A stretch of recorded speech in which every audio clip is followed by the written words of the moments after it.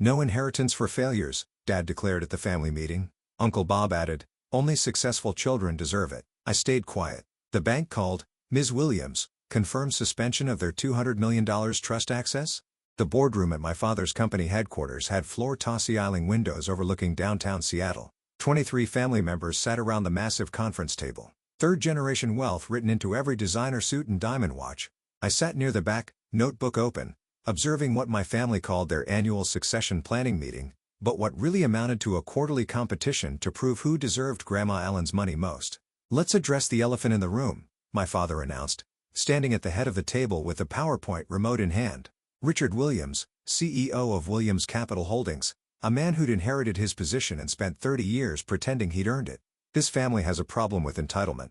Murmurs of agreement rippled around the table. Everyone assumed he was talking about someone else. Grandma Ellen built this family's wealth through discipline and hard work, Dad continued. She came from nothing and created something extraordinary. A $200 million estate that has sustained 3 generations of Williams family members. My Uncle Bob nodded vigorously from his seat to Dad's right. She'd be horrified by what some of you have become. Living off trust fund distributions while contributing nothing to society. I kept my expression neutral, pen poised over my notebook as if taking minutes. No one had actually asked me to take minutes. They just assumed I would, the same way they assumed I'd fetch coffee, make copies, and generally make myself useful in whatever small ways failures could manage. We need to make some hard decisions, Dad said, clicking to the next slide. It showed a family tree with red X marks through several names. My name had the biggest, brightest X. Not everyone in this family deserves access to Grandma Ellen's trust. It's time we rewarded success and stopped subsidizing failure. My cousin Amanda raised her hand, gold bracelets jangling. I completely agree, Uncle Richard. Some people have been coasting on family money for years without achieving anything meaningful. She shot a pointed look in my direction. Amanda ran a luxury lifestyle consulting business that had lost $800,000 in trust funds over 4 years, and had exactly 3 clients, all of whom were family friends, doing her a pity favor. Exactly, Dad said. Which brings me to our first proposal. Moving forward, trust fund distributions should be merit-based. If you're not contributing to the family legacy or building something worthwhile, you don't deserve access to Grandma Ellen's money. Uncle Bob stood walking to the front of the room like a prosecutor approaching the bench. Let's be specific. Some family members have completely failed to launch. No real careers, no successful businesses, no achievements worth mentioning. He picked up a printed document. I've prepared a comprehensive assessment of each family member's contributions and accomplishments. My stomach tightened, but I kept my face carefully blank. Let's start with the younger generation, Uncle Bob continued, flipping through his papers. Amanda, successful consulting business, contributes to family reputation, maintains appropriate social standing, recommended continued access, full distributions. Amanda smiled triumphantly. Marcus, VP at Williams Capital, following in his father's footsteps, represents family well. Recommended full distributions plus performance bonuses. My cousin Marcus, who spent 4 hours a day at the office and 6 hours on the golf course, nodded as if this was expected. Jennifer, married to a state senator, excellent for family political connections. Recommended full distributions. Jennifer, who'd married for money and status and made no secret of it, looked satisfied. Uncle Bob's tone changed, hardening. And then we have outliers. Family members who've actively rejected success, who've chosen paths that embarrass this family and waste their potential. Everyone turned to look at me. Rebecca Williams, Uncle Bob, said my name, sounding like an accusation. Princeton graduate, top of her class, could have gone anywhere, done anything. Instead, she spent the last 7 years working at a homeless shelter. It's a comprehensive community outreach center, I said quietly. It's a homeless shelter, Dad corrected sharply. You make $35,000 a year serving food to drug addicts and criminals. You have a Princeton degree and you're ladling soup. Someone has to, I said. Not someone with your advantages, Uncle Bob snapped. Not someone with your education, your opportunities, your family name. Do you know how it looks when people ask what Richard Williams's daughter does and we have to say she works at a shelter? It looks like she has compassion, my Aunt Linda offered weakly from the corner. She was immediately silenced by her husband's glare. It looks like failure, Dad said flatly. Rebecca, you're 32 years old. You've accomplished nothing, built nothing. Your siblings and cousins are executives, entrepreneurs, professionals. You're serving soup making $35,000 a year, Marcus added with a smirk, which probably doesn't even cover your apartment rent. I have a studio in Fremont, I said. It's $800 a month. The room erupted in shocked laughter. $800? Amanda gasped. Rebecca, I spend more than that on shoes each month. That's poverty. That's living within my means, I corrected. It's embarrassing, Dad said. And it stops now. Uncle Bob and I have discussed this extensively and we're in agreement. You don't deserve access to Grandma Ellen's trust. Not while you're wasting your life and embarrassing this family. Uncle Bob nodded. The trust was meant to elevate the Williams name, not subsidize mediocrity. Your grandmother worked too hard to have her great-granddaughter serving homeless people. Grandma Ellen volunteered at soup kitchens, I pointed out quietly. That was different, Dad snapped. She'd already built her wealth. She'd earned the right to be charitable. You haven't earned anything. So, what are you proposing? I asked, keeping my voice level. Complete suspension of your trust access, Uncle Bob announced. No monthly distributions, no emergency funds, no property assistance. You want to live like a poor person working a poverty wage job and pretending you're making a difference? Fine, but you'll do it without family money subsidizing your delusions. Several family members nodded approvingly. My cousin Jennifer leaned forward. It's really for your own good, Rebecca. Maybe cutting you off will force you to get a real job. Use that Princeton degree for something meaningful. Define meaningful, I said. A career, Dad said. Advancement, building something, making money, the things successful people do. I am building something. I said the center serves 400 people a week. We've helped 200 individuals find permanent housing this year. We've connected over 300 people with addiction services. We've wasted your potential. Uncle Bob interrupted. Those people would have found help somewhere else. Social services exist. Government programs exist. You didn't need to throw away your life to hand out sandwiches. So, it's decided. Dad announced Rebecca's trust access is revoked immediately. Perhaps in a few years if she comes to her senses and pursues a respectable career, we can revisit this decision. All in favor? Uncle Bob called out. 21 hands rose. Only my Aunt Linda abstained, looking uncomfortable. Motion carried, Dad said with finality. Rebecca, I hope you understand this isn't punishment. It's motivation. We're pushing you toward success by cutting off my trust fund. I said, a trust fund you've been using to subsidize a lifestyle of failure, Marcus added. How much do you get monthly? $15,000 pay. And you're still living in an $800 studio like a college student. I didn't bother correcting him about the distribution amount. Let them think whatever they wanted. Any other business? Dad asked, moving on as if he hadn't just publicly declared his daughter unworthy of family money. The meeting continued for another hour. Discussions of investment strategies, property acquisitions, business ventures, all funded by Grandma Ellen's trust, managed by people who'd never earned a dollar that didn't come from her initial success. When the meeting finally ended, family members clustered in small groups, pointedly excluding me. I gathered my notebook and headed for the elevator. Rebecca, wait. Aunt Linda caught up with me in the hallway. I'm sorry about that. They were unnecessarily harsh. It's fine, I said. It's not fine. You're doing good work. Important work. Your grandmother would be proud, would she? I asked. Yes, Linda said firmly. She always said success wasn't about money, it was about impact. I smiled slightly. Dad and Uncle Bob seemed to have missed that lesson. They've missed a lot of lessons, Linda muttered. But Rebecca, what will you do? Can you survive without the trust distributions? I'll manage, I assured her. If you need anything, I won't, but thank you. I rode the elevator down to the lobby, walked to my 12-year-old Honda Civic, and drove back to my studio apartment in Fremont. Once inside, I made tea, sat on my second-hand couch, and pulled out my phone. 3 missed calls from the same number. Cascade Private Bank Trust Administration Department. I called back. Jennifer Morrison, Senior Trust Administrator, answered immediately. Ms. Williams, she said, relief evident in her voice. I've been trying to reach you all afternoon. We have a situation. I know, I said. I was at the family meeting. Then you know about the oil proposal regarding your trust access. Complete suspension. Yes, they voted. It passed overwhelmingly. There was a long pause. Ms. Williams, I don't think your family understands the trust structure. I'm certain they don't, I agreed. Should I inform them of your position before they proceed with any formal actions? Not yet, I said quietly. Let's see how far this goes. Rebecca, Jennifer said, dropping into the familiar form we'd used during our monthly meetings for the past 8 years. They're planning to file suspension paperwork tomorrow. Your father has already contacted the bank about redirecting your distributions to a performance review fund, whatever that means. Which he can't authorize, I said. Which he absolutely cannot authorize, Jennifer confirmed. But he doesn't know that. None of them do. Should I tell them that trust modifications require approval from the trustee, or should I let them file the paperwork so you can decline it formally? I considered what would cause more impact. Formal filing, Jennifer said immediately. They'd have to submit detailed justifications, distribution histories, proposed modifications, all of which would be reviewed and declined by you as trustee. It would create a paper trail documenting exactly how little they understand about the trust they've been living off for decades. Then let them file, I decided. You're sure this could get uncomfortable? It's already uncomfortable, I pointed out. They just declared me a failure in front of 23 family members and voted to cut me off from money they think I need. Let's make sure they understand what they actually voted on. All right, Jennifer said. One more thing.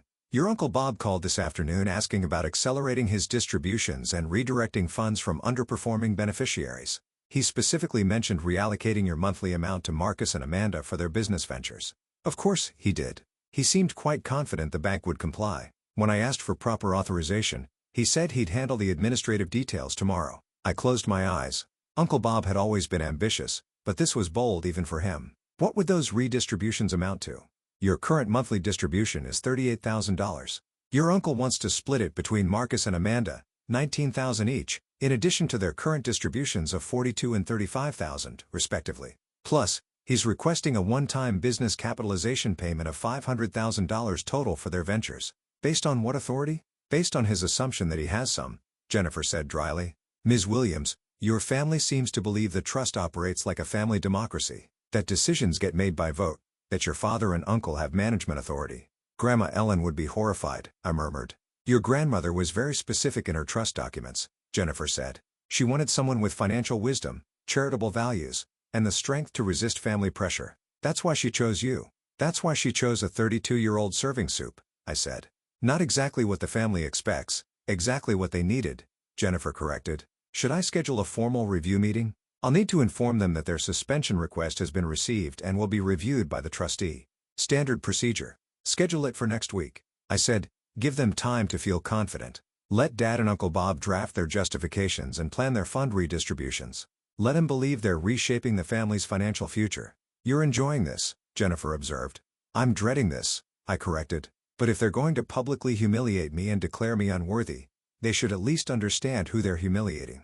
After we hung up, I sat in my studio apartment, the $800 studio that had scandalized my family, and thought about Grandma Allen. She'd built Williams Capital from nothing in the 1960s when women entrepreneurs were rare and venture capital was rarer. She'd grown a small investment fund into a financial empire through careful analysis, calculated risks, and an absolute refusal to follow conventional wisdom. Most people think money is about spending, she told me during one of our last conversations before her death. But real wealth is about responsibility. You're responsible to the people who helped you earn it, to the community that supported you, and to the generations who will come after you. Dad doesn't see it that way, I'd said.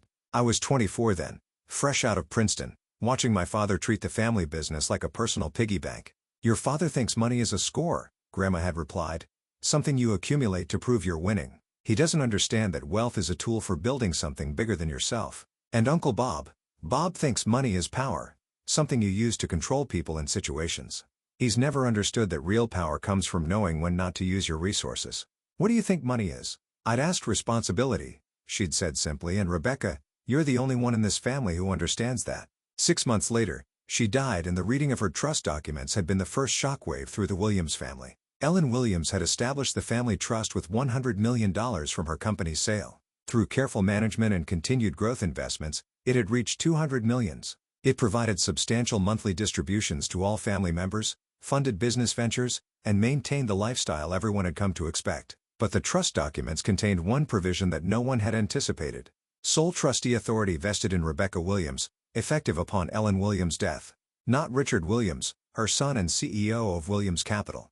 Not Robert Williams, her son and CFO. Not the family lawyer or the bank or any professional advisor. Her granddaughter, the Princeton graduate who announced she was going to work at a homeless shelter instead of joining the family business. This must be a mistake, Dad had said at the reading. This is highly irregular, Uncle Bob had added. This is your mother's clearly stated intention, the attorney had replied, pointing to paragraph after paragraph of explicit language naming me as trustee with full discretionary authority over all distributions, investments, and trust modifications. Rebecca is 24 years old, Dad had protested. She's never managed anything. She'll manage now, the attorney had said. Those were Ellen's words. She believed Rebecca had the judgment and values necessary for responsible stewardship.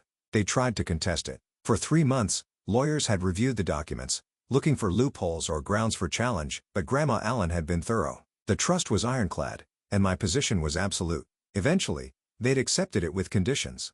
I would manage the trust quietly. make no drastic changes, approve distributions as requested, basically serve as a rubber stamp while letting Dad and Uncle Bob maintain the appearance of authority. And for 8 years, I had, not because I was weak or easily manipulated, but because Grandma Ellen had taught me that sometimes the best use of power is patience. I'd approved every distribution request, funded every business venture, maintained every lifestyle. I'd watched Marcus lose $3 million on poorly researched real estate deals and Amanda burn through $800,000 on a business with no viable model. I'd seen Jennifer spend $40,000 a month on country club memberships and luxury vacations. I'd observed my father use trust funds to subsidize his failing business decisions and Uncle Bob treat the trust like his personal investment account. And I'd said nothing, approved everything and waited for the moment when they'd pushed too far. That moment had arrived today. The next morning, I went to work at the Fremont Community Outreach Center. Like always, I ran our morning intake meeting, coordinated with our housing placement team, and spent 2 hours helping a formerly homeless veteran navigate VA benefits paperwork. My phone buzzed constantly with family messages. Marcus, sorry about yesterday. Dad and Uncle Bob were harsh, but you know, they have a point about your career. Amanda, we're doing this because we care. Maybe without the trust fund cushion, you'll finally pursue something real. Jennifer, I voted for you because families need to stick together even when making tough decisions. This is for your own good. Dad's message was shorter. The bank will contact you about distribution suspension. Don't make this difficult. Accept it gracefully and use it as motivation. I responded to none of them. At 3 o'clock, my phone rang. Jennifer Morrison from Cascade Private Bank. They filed, she said without preamble, formal request for immediate suspension of distributions to Rebecca Williams, filed by Richard Williams as family representative and Robert Williams as trust advisor. They've included a 12-page justification document.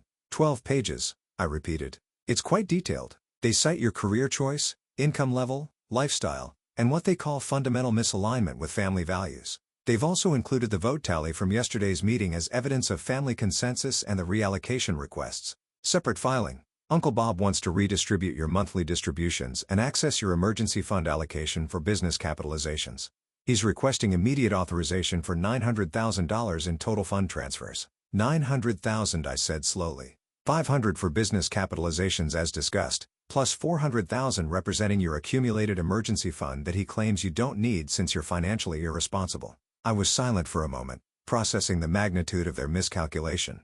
Miss Williams, Jennifer asked, should I schedule the review meeting? Yes, I said. This Friday, 10 a.m. require attendance from everyone who voted on my suspension. And Jennifer, make sure they understand this is a formal trust review with the trustee. Use that exact language. With the trustee, Jennifer repeated, her voice carrying a note of anticipation, not by the trustee or before the trustee. Just with exactly. Let them think it's a procedural meeting with some bank administrator. Let them come in confident. This is going to be memorable, Jennifer said. Grandma Ellen always said, the best lessons are the ones people teach themselves, I replied. Friday morning, arrived cold and clear. I dressed in a simple navy suit, not designer, just professional, and drove to Cascade Private Bank's downtown offices. Jennifer met me in the lobby. They're all here, she said. Dad, Uncle Bob, Marcus, Amanda, Jennifer, plus 3 other family members who voted for suspension. They're in the large conference room. How confident do they look? Marcus brought champagne, Jennifer said flatly. I think he's planning to celebrate your distribution redistribution. Of course, he is. We walked to the conference room. Through the glass walls, I could see my family arranged around the table like victors dividing spoils. Dad sat at the head, Uncle Bob to his right, both looking proprietary and pleased. Marcus was indeed holding a champagne bottle. Amanda was typing on her phone, probably already planning how to spend her increased distributions. Jennifer opened the door. Thank you all for attending. Let's begin. I followed her in, taking a seat near the back of the room. Several family members glanced at me with surprise. Rebecca, Dad said, his tone annoyed. What are you doing here? This is a trust administration meeting. I'm aware, I said calmly. This doesn't concern you, Uncle Bob added. We're meeting with the bank to finalize your distribution suspension. You don't need to be present for administrative details. Actually, Jennifer said, her professional tone cutting through the room. Rebecca does need to be present. She's the trustee. The silence was immediate and absolute. Dad blinked. The trustee? What are you talking about? There's been some mistake. There's no mistake, Jennifer said. She opened her tablet, displaying trust documents on the screen at the front of the room. The Ellen Williams Family Trust, established March 15, 1995, amended final time April 3, 2017. Trustee Rebecca Williams sole authority over all distributions, investments, and trust modifications. Uncle Bob's face had gone red. That's impossible. We've been managing this trust for 8 years. Richard and I approve all major decisions. You've been requesting distributions, Jennifer corrected. Rebecca has been approving them. There's a significant difference. Marcus stood abruptly. The champagne bottle forgotten. This is insane. Charlie can't be the trustee. She's working at a homeless shelter. She's a Princeton graduate with a degree in economics and a minor in public policy. Jennifer said she interned at this bank for 3 summers during college, passed her Series 65 exam at 23, and has served as trustee of a $200 million trust since age 24. I've worked with professional trustees for 20 years, and Rebecca is among the most conscientious and financially literate I've encountered. Amanda's mouth opened and closed soundlessly. This meeting, Jennifer continued, was requested to review the formal distribution, suspension and reallocation requests filed by Richard and Robert Williams as required by trust protocols. All such requests must be reviewed and approved by the trustee. He turned to me. Ms. Williams, you've received copies of all filings. Are you ready to provide your decisions? I stood slowly walking to the front of the room. 23 pairs of eyes tracked my movement, no longer dismissive or pitying, but stunned. I've reviewed the suspension request, I said, keeping my voice level.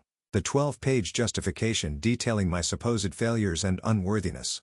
The vote tally showing family consensus that I should be cut off from trust access. Dad found his voice. Rebecca, if you're the trustee, why didn't you tell us? Why let us file this request? Because you needed to file it, I said simply. You needed to put in writing exactly what you think of me, exactly how you measure success, exactly how you value family members. We were trying to help you, Amanda protested weakly. Were you? I pulled up the trust documents on the screen. Let's review some facts. Over the past 8 years, I've approved every distribution request made by this family, every business venture, every emergency fund, every lifestyle expense. I clicked to a financial summary. Marcus, you've received $3.8 million in distributions plus $2.2 million in business bailouts when your real estate deals failed. Amanda, you've received $2.6 million in distributions plus $800,000 in business funding for a consulting company with 3 clients. Jennifer, you've received $3.1 million in distributions while contributing nothing except a marriage to a politician. I turned to my father. Dad, you've received $5.22 million in distributions plus trust-backed loans totaling $4 million to subsidize business decisions that lost Williams Capital $30 million in shareholder value. Dad's face was ashen. Uncle Bob, I continued, you've received $4.9 million in distributions, plus numerous trust-backed investments that have underperformed market averages by an average of 7% annually. Uncle Bob didn't speak and I pulled up my distribution history. I've received $38,000 a month, $456,000 annually for a total of $3.6 million over 8 years, which is currently sitting in investment accounts earning market returns because I've been living on my salary from the center. You've been saving your distributions, Jennifer whispered. I've been living within my means, I corrected. $35,000 a year is a good salary. My studio costs $800 a month. My car is paid off. I don't need designer clothes or country club memberships or luxury vacations. So yes, I saved my trust distributions because Grandma Allen taught me that wealth isn't about spending, it's about responsibility. I clicked to the next slide. Now, let's discuss your suspension request. You want to cut off my trust access because I've failed and embarrassed the family with my career choice. You want to redirect my distributions to fund Marcus and Amanda's business ventures. We thought, Marcus started, you thought I was financially dependent on trust money I don't use. I said, you thought I was wasting my education on soup kitchens when I'm actually running a comprehensive outreach center that serves 400 people weekly with a 92% success rate in housing placements. You thought I was failing while I was building something that actually matters. Rebecca, Dad said, his voice strained. We didn't know. You didn't ask, I said. In 8 years as trustee, not one of you has asked about trust structure, distribution limits, or long-term preservation strategies. You've just assumed the money was infinite and someone else was managing the details. I pulled up another document. The trust distributes approximately $8 million annually to family members, 4% of assets, which is the maximum recommended rate for long-term preservation. Your monthly distributions represent 95% of that total. There's virtually no cushion for market downturns, emergencies, or future generations. What are you saying? Uncle Bob asked carefully. I'm saying that for 8 years, I've been approving distributions that exceed prudent management guidelines because you're family. I've been funding business ventures with poor prospects because family support is part of the trust's purpose. I've been maintaining lifestyles that depend on unsustainable distribution rates because Grandma Ellen wanted her family provided for. I looked around the room and in return you voted to declare me a failure and cut me off because I chose meaningful work over wealth accumulation. The silence was suffocating. So here's my decision on your requests. I said the distribution suspension for Rebecca Williams is denied. My monthly distributions will continue as scheduled. Relief flickered across several faces. However, I continued, your request has prompted a comprehensive trust review. After 8 years of reactive management, it's time for proactive oversight. The relief vanished, effective immediately. All distribution requests over $5,000 required detailed justification and trustee approval. All business funding requires comprehensive business plans reviewed by independent consultants. All trust-backed loans require formal terms, market rate interest, and repayment schedules. You can't be serious, Marcus said. I'm completely serious. Additionally, family members who've received business bailouts will have their distributions temporarily reduced by 20% until those bailouts are repaid or until the trust recoups its losses. That's not fair, Amanda protested. It's standard trust management, Jennifer interjected. Most trusts would have implemented these policies from the beginning. I gave you 8 years of generous approvals, I said. I trusted you to use family resources responsibly. You've proven that trust was misplaced and the reallocation requests. Uncle Bob asked tightly. Denied, I said flatly. Marcus and Amanda will not receive increased distributions. The emergency fund will remain allocated as designed. And Uncle Bob, your request for immediate capitalization funds is denied pending proper business justification. Uncle Bob stood, his face purple. You're punishing us for trying to help you. This is vindictive. This is responsible trust management, I said calmly. Grandma Ellen created this trust to provide for family while preserving wealth for future generations. For 8 years, you've treated it like an unlimited checking account that ends now. We'll contest this, Dad declared. We'll challenge your authority. On what grounds? Jennifer asked. Ellen Williams' trust documents are ironclad. Rebecca has absolute authority. And frankly, given the financial records, any court would see she's been extraordinarily generous to a family that just voted to cut her off for not being successful enough. I gathered my papers. You wanted me to understand consequences. Congratulations. We all get to learn about consequences now. Where are you going? Dad demanded. To work, I said. I have a staff meeting at 11 o'clock. We're expanding our housing placement program to serve 60 additional families. It won't make me rich, but it will make a difference. I walked to the door, then paused. Oh, and one more thing.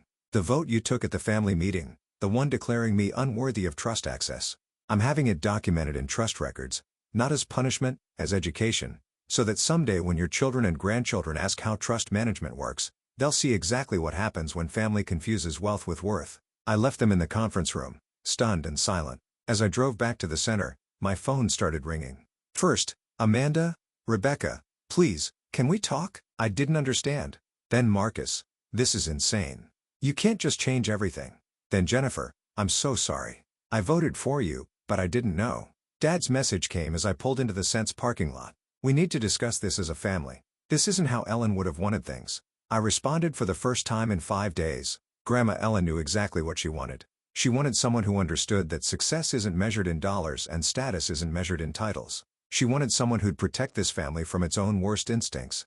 He chose me, and now we all know why. That afternoon, I ran intake interviews, coordinated housing placements, and helped a single mother navigate childcare subsidy applications. My phone kept buzzing with family messages, apologies, justifications, pleading requests for meetings. At 5 o'clock, Aunt Linda appeared at the center. I found her in the lobby looking uncomfortable in her designer suit among our clients. Rebecca, she said quietly, I owe you an apology. I didn't vote for your suspension, but I didn't speak up against it either. I should have. Why didn't you? I asked. Because they were so confident, she admitted. Richard and Bob presented it as obvious, necessary. Everyone agreed. I thought maybe they knew something I didn't. They knew nothing, I said. They never asked. Linda nodded slowly. Your grandmother used to say the biggest blind spot wealthy people have is assuming they understand everything because they understand money. I never really grasped what she meant until today. What changed? Watching their faces when Jennifer revealed who the trustee was, Linda said. Watching them realize they'd spent 8 years treating you like a failure while you were actually the one holding everything together. It was humbling. Good, I said simply. What happens now? Linda asked. Now they learn to manage resources responsibly. I said they learn that trust funds aren't entitlements. They learn that success comes in many forms. And maybe if they're capable, they learn that family means supporting each other, not just supporting those who make you look good. Linda smiled sadly. Ellen would be proud of you. I hope so, I said. Because I'm doing exactly what she asked me to do, protecting this family from itself, even when they hate me for it. They don't hate you, Linda said. They're terrified of you. There's a difference. After she left, I returned to my studio apartment. The $800 studio that had scandalized my family, but represented something they'd never understood. The freedom that comes from needing less, the security that comes from self-sufficiency, and the power that comes from knowing your worth isn't determined by your bank balance. My phone rang one last time. Jennifer Morrison from the bank. "Eventful day," she said with understatement. "Will they comply?" I asked. "They don't have a choice. But Rebecca, I think this was necessary. Sometimes families need to hit bottom before they learn to climb responsibly." "Is threatening to cut off your daughter really hitting bottom?" "No," Jennifer said, "realizing that daughter was protecting you from your own financial recklessness while you publicly humiliated her. That's hitting bottom. What they do with that knowledge will determine whether they climb back up or not. And if they don't, if they contest the new policies or refuse to adapt, then you reduce distributions to minimum required levels and put the trust in preservation mode," Jennifer said matter-of-factly. "You have absolute authority for a reason. Use it." That night, I made dinner in my small kitchen, graded some GD essays from center students, and reviewed trust documents one more time. Grandma Ellen's voice echoed through every provision. Money is responsibility. Power is knowing when not to use it. Success is building something that matters. Tomorrow, my family would wake up to a new reality. Their trust fund access wasn't suspended, but their assumptions were shattered. Their distributions would continue, but their entitlement wouldn't. They declared me a failure, but I'd revealed I was the foundation they'd been standing on. And maybe, just maybe, they'd finally learn what Grandma Allen had tried to teach them all along, that real wealth isn't about having money. It's about knowing what to do with it. It's about responsibility over extravagance. It's about legacy over lifestyle. They'd called me a failure for serving soup. I'd shown them I was protecting their future. Now they'd have to decide which version of success they really valued and whether they were capable of living up to the legacy Grandma Allen had entrusted me to preserve.